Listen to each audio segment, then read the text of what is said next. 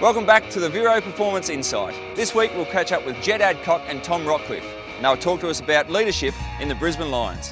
How do you measure your performance as a leader? 4 or 5 years ago when I became a leader, I guess you look at your game in a complete different aspect to where you were in your first 50 games as a player. You go back, you review your game and you're looking, I have 20 and 2, although I don't really kick many goals. Yeah. It's a great day.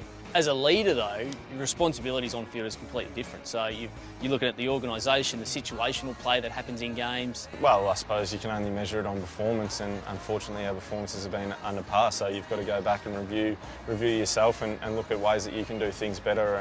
And all it comes down to is the 2 hours on a Saturday afternoon. So you've got to be that sounding board. You've got to be around the whole group. You've got to know what the young guys, the old guys are feeling, injured blokes are feeling. You're pretty much the on-field coach. Yep.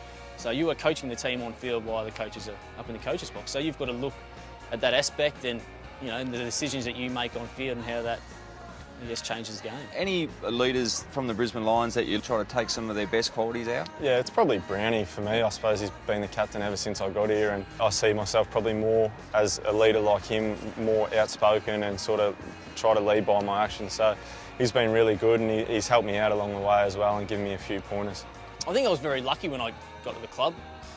Yourself was place. here, yeah. But I had great support in the back line mainly with Chrissy Johnson, Lepper, the 2 Scott boys. You take little bits here and there. You've got to develop your own self as your own leader. You try too hard to be one bloke, you're going to stuff your own game up and your own leadership qualities up. I think the biggest thing I took away from you guys was your on-field leadership. So how do you motivate your teammates? I think everyone's motivated in different ways, and you've just got to go about your business, and I think it's probably most important for a leader to stand up when the pressure's on it and get the job done.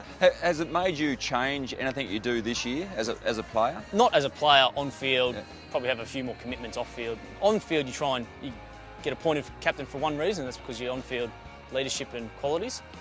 So nothing changes. A little bit. We sort of go into match committee now, so we have our input in there and just probably more a player's voice on the table at match committee. So it's probably just that is the extra duty, but you've got to make sure that your training standards are really high and you bring the blokes along with you. You don't want to be doing it all yourself, and you don't want to feel like all the pressure's on you. You've got to be able to manage the group, and I suppose I've tried to do that probably a little bit better.